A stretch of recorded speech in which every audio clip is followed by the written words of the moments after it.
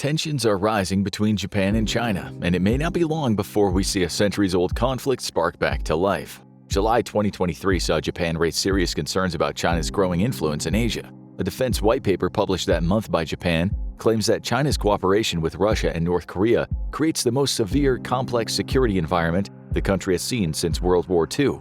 It's an environment that could lead to Japan abandoning the policy of using only its military in self-defense, which it's held since the end of that global war. For its part, China is sending warnings to Japan too. In August, it told Japan to avoid taking useless measures to prevent joint naval patrols by China and Russia in the region. And just a couple months later, it sent a warning to Australia, one of Japan's naval partners, after an Australian ship sailed through the Taiwan Strait. Both sides see the other as provoking them. Though this might be all militaristic posturing, the tensions between Japan and China are higher than they've been for a long time. If war were to erupt between the two countries, we may end up seeing a naval battle unlike any other conducted in history. And that brings us to the question we'll ask in this video. If Japan's Navy has to square off against China's, which will come out on top? To find an answer in that question, we're going to stack the two countries against each other, and in 5 categories, examining which comes out on top in each one to reach an answer. And we'll start with the most obvious category, pure numbers. Both countries are top performers in this area because they have some of the strongest navies the world has ever seen. But in terms of pure numbers, it looks like China holds the advantage.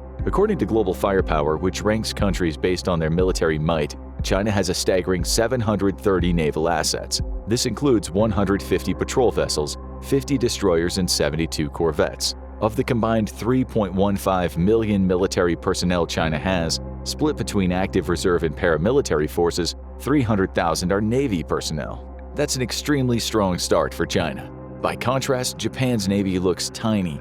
Global Firepower says the country has only 155 total assets compared to China's 730. Though it comes close to China with destroyers, 36 versus China's 50, it has far fewer corvettes, with a paltry 6. It also has less than a third of the submarines China has, with 21 against China's 78. Plus, with just 51,000 naval personnel, you could make the argument that Japan's Navy is a sixth the strength of China's. But these numbers don't tell the full story. In 2021, the U.S. Naval Institute, USNI's news arm, reported that China has the strongest navy in the world. At the time, the Pentagon claimed it had 355 ships, about half of Global Firepower's claim, and that it was likely to increase the size of this force to 460 by 2030. So we see a disparity in the numbers here, though it is possible Global Firepower is counting vessels such as patrol ships that the Pentagon doesn't consider important. Regardless, while China has a clear advantage in terms of pure numbers, another 2021 report, this time published by The Diplomat,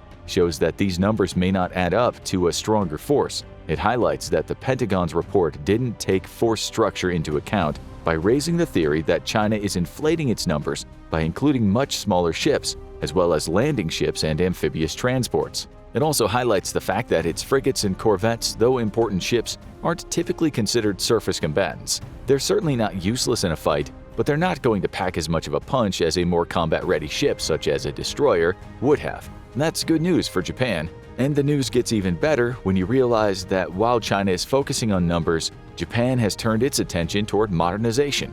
UNSI News reported in April 2022 that Japan has commissioned the JS Kumano, the first of what will eventually be a fleet of 22 multi-role frigates designed to replace the Abukuma and Asagiri-class destroyer escorts it currently has in place. Those frigates come equipped with both variable depth and towed array sonar, making them especially useful for tracking Chinese submarines, as well as the ability to deploy mines. It's also worth pointing out that the speed of deployment is a key quality of Japan's Navy. As the National Interest pointed out, we saw this speed in action in March 2011, when an enormous magnitude 9 earthquake wrecked Japan's northern coast. Then Commandant of the Yokosuka Naval District, Hiromi Takashima, immediately ordered all of Japan's available ships to the area, with the first arriving just 45 minutes after the earthquake happened. Within 18 hours, Japan had 18 ships providing aid, a speed of deployment that is unrivaled anywhere else in the world. Still, for all of Japan's naval skill, sheer numbers would likely win out if China and Japan clashed. That's the opinion of Sam Tegretti, U.S. Naval War College's Leidos Chair of Future Warfare Studies, who conducted a study on 28 naval wars dating back as far as the Greco-Persian Wars that took place in 500 BC. Of those 28 wars, only 3 were won by the country that had superior naval technology. The vast majority went in favor of the country that had the sheer numbers. Specifically, he pointed to the war between England and Napoleon's France. Though France had far superior ships, the sheer number that England's Royal Navy deployed to the channel between the two countries prevented Napoleon from getting close to the country. Add to this fact that Japan's naval fleet is intended for self-defense and internal aid ahead of conducting warfare. The majority of its 50,000-plus personnel are volunteers rather than conscripted service people. So even as Japan modernizes, it might find China can win based on sheer numbers alone. That means the first category in our theoretical battle goes to China. Volume defeats modernization nearly every time, and China's navy is at least 3 times the size of Japan's, maybe even larger depending on whose numbers you believe. Nevertheless, it's still worth digging a little bit deeper into the kinds of vessels that make up each nation's navy. And that brings us to our second category, the sheer quality of the equipment each navy has available. In February 2021, the Dutch version of Business Insider published an article with a scaremongering headline. It said that China's ships are becoming larger and more aggressive, claiming that Japan is having to scramble just to keep up. And that's true, Japan certainly doesn't have the manufacturing capacity of China. The article also pointed out a law passed in China in February 2021 that effectively granted China's Coast Guard, the CCG, the ability to actively fight any foreign vessels that entered waters that China considers its own. Lethal force was approved. That's hardly a new law in maritime ventures. Both Malaysia and Indonesia routinely attack foreign fishing ships that stray to their waters. And even Argentina has sunk a Chinese ship that strayed too far. But Japan didn't take news of the law too kindly, especially because the Japanese Coast Guard is so much smaller in numbers than China's. Prime Minister Yoshihide Suga claimed that the law would simply intensify tensions at a time when said tensions were already high. But Japan is hardly innocent in all this. While it can't match China for sheer numbers alone, its modernization efforts are far more advanced than those in Beijing. According to Carl Schuster, the U.S. Pacific Command's Joint Intelligence Center's former director of operations, Japan's warship design team is among the world's best. We've already seen that with the JS Kumano, but there's more coming out of Japan. Take the Kongo class of missile destroyers as an example. Japan has 4 of them: Kongo, Myoko, Kirishima, and Chokai. And they're all capable of taking out guided missiles before they even reach Japan. It also has the Soryu submarines, the largest submarine Japan has built since its I-400 class in World War II. The Soryu weighs 4,100 tons when submerged and has 6 bow-mounted torpedo tubes. It's capable of laying mines and is equipped with sub-Harpoon missiles made by the United States. China isn't lagging behind in the area of modernization, though. According to CNN, many experts classify its Type 55 destroyer as being the best in its class. Close to the size of the U.S. Navy's Ticonderoga-class cruisers, the ship carries 112 vertical launch system or VLS cells that can fire both anti-ship missiles and launch munitions into the air.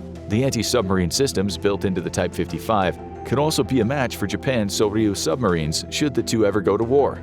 That all compares well to Japan's latest destroyer, the Maya class. Though powerful, it has 16 fewer VLS cells than the Chinese equivalent, though King's College professor of war Alicio Patalano says that it makes up for that slightly lagging firepower because the quality of its sensors and systems stands at the very top end of the spectrum. It's also worth pointing out that the Maya class is more cost-effective than any of China's destroyers. Patalano goes on to point out that Japan is the world's leader when it comes to producing quality ships at affordable prices and doing it at scale. The implication is that though Japan may not have as many ships as China, it is more than capable of creating more while keeping its costs lower than China. Still, this is a tough category to call. Japan is certainly making great strides with its modernization efforts, but China isn't a slouch here either.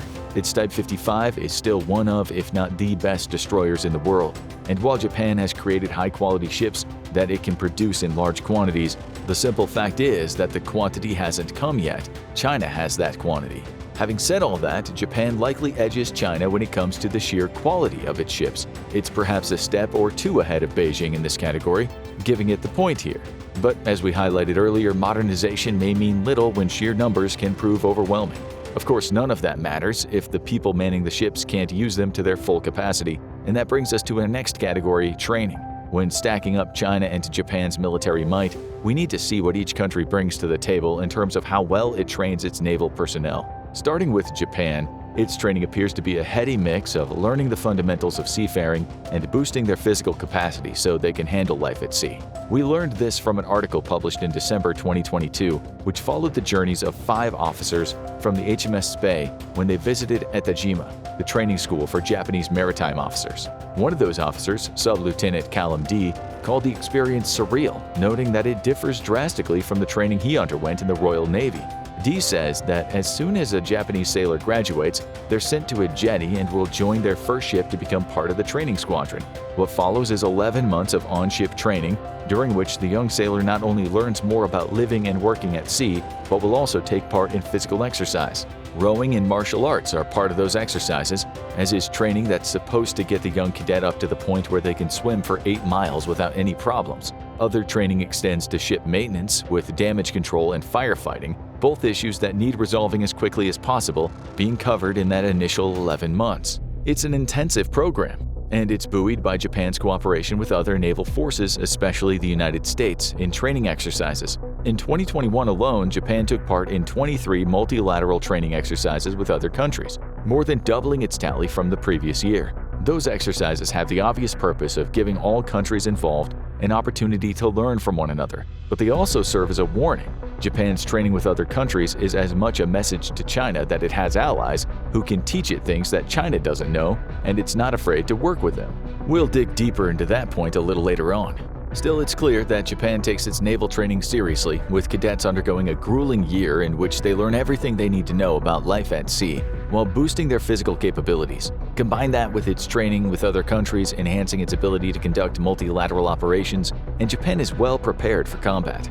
Details about China's naval training show a similarly interesting approach. According to CIMSEC, China takes at-sea training at least as seriously as Japan. They take a similar approach too. While Japan sets up a specific training squadron based on its intake, China conducts most of its basic training via vessel training centers, VTCs. These are not only charged with getting new recruits up to speed, but also helping them understand the importance of working alongside the Chinese Army's air and rocket forces. CIMSEC points out that little is known about the specific training that happens on these VTCs. However, CIMSEC says that the basic training that takes place on these ships is similar to the basic phase training that American Navy recruits undertake.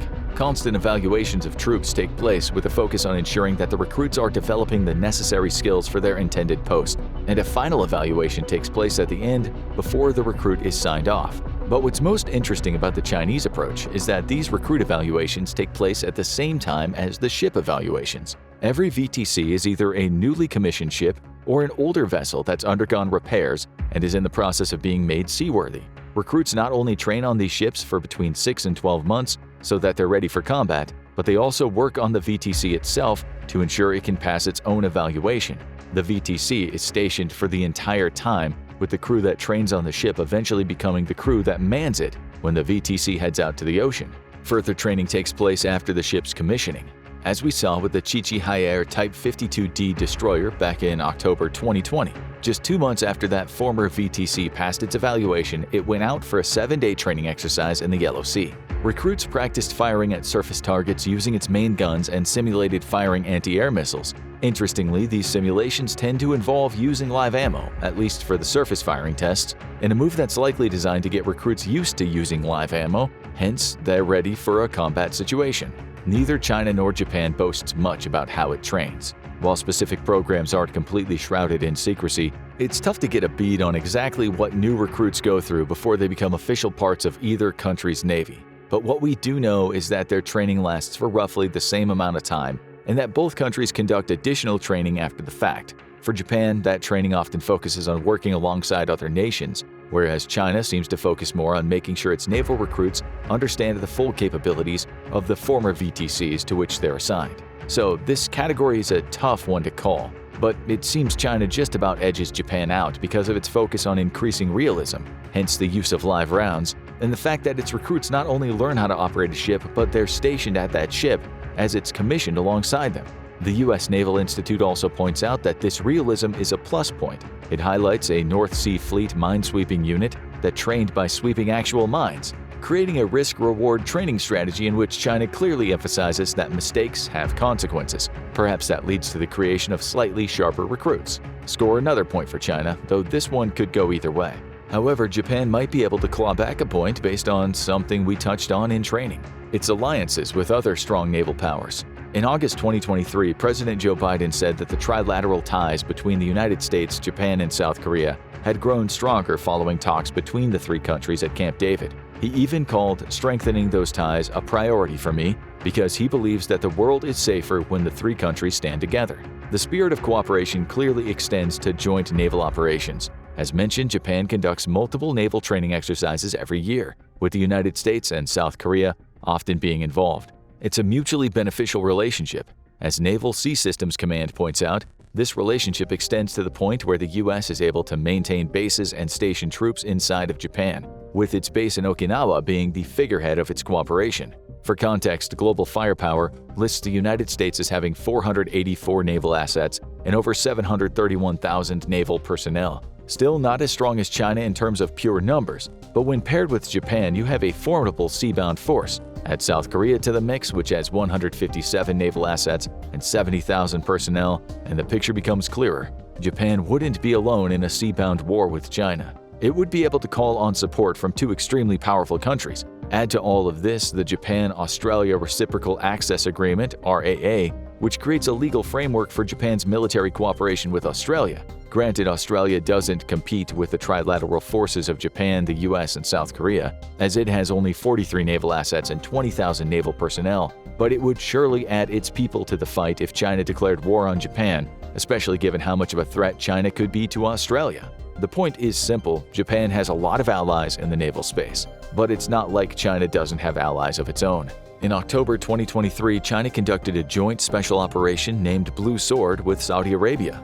The scenario was fairly simple, with the two countries working together to reclaim a commercial ship that was, quote, hijacked as part of a simulation. But it involved hundreds of troops from both countries working together over the course of 3 weeks, sharing naval information and building stronger ties in the process. That could be worrying for Japan. After all, Saudi Arabia has long held ties with the United States, especially when it comes to supplying oil. So it's worrying to see the country cooperating with China in these exercises. Does that mean that the Saudis would be more likely to ally with China ahead of the US and thus Japan if war were to break out? It's too early to tell, but this exercise is just one of many that China is holding to boost cooperation and ensure regional stability with major countries in Asia. In November 2023, China also participated in naval drills with the Pakistani Navy in the Arabian Sea. Global Firepower says that Pakistan has 114 naval assets that, when combined with Saudi Arabia's 57, would bring China close to 1,000 assets in total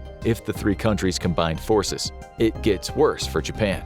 Also in November 2023, China held joint military exercises with 5 smaller members of the Association of Southeast Asian Nations, or ASEAN: Thailand, Cambodia, Vietnam, Malaysia, and Laos. The exercises combined land and sea-based operations, with drills focused on countering pirates and terrorism. But the headline here is that China has used them to strengthen ties with yet more countries, albeit smaller players in terms of naval might, that could come back to benefit it if it enters a war with Japan. The cooperation battle is a tough one to call, because both Japan and China are making smart moves to supplement their own navies with support from others. However, Japan will likely come out on top in alliances. For as much as China is doing to build stronger ties with more nations, Japan working alongside with the US means it has one of the strongest navies in the world in its corner, with its ties to South Korea also meaning it can call on one of those most modern navies. But none of that would mean a thing if China launched a nuke at Japan. Japan doesn't have nuclear capabilities despite offers from the US and the UK to share the secrets of building nuclear submarines with them. But as for China, 2023 saw it introducing nuclear-capable subs into its fleet for the first time. According to a Pentagon report examined by the Japan Times, vessels that China's been working on since May 2022 ended up being the Type 93B guided missile submarines that are nuclear-powered. Furthermore, a Reuters report from April 2023 points out that China's Jin-class ballistic missile subs, all of which are capable of launching nukes, are on constant patrol in the South China Sea. Those subs are scary. They're equipped with ballistic missiles that have enough range to hit the US. So Japan shouldn't be a problem. Should a naval battle between the two start tipping in favor of Japan and its allies, China always has the option of using its submarine fleet to attack Japan's mainland. And if things get really bad, it can go nuclear. Ultimately, that nuclear capability tips the scales in China's direction, It has a much larger navy, with the size of its fleet historically proving to be the main factor in naval victories. Plus, its training is rigorous, and even with Japan's work toward modernization and cost efficiency, its vessels are more than a match for almost anything on the sea. Japan's trump card would be its alliances with the US, South Korea, and other Western partners. But even that might not be enough to save it, given China's clever work in building its own regional influence over the last few years. So we think China would come out on top. But what about you? Does Japan have a few naval tricks up its sleeve that could help it overcome China's sheer numbers? Or do you think China would overwhelm Japan on the naval front, especially with its constant threat of being able to launch nuclear weapons? Tell us what you think below, and thank you for watching the video. Now go ahead and check out this video, or maybe this one instead.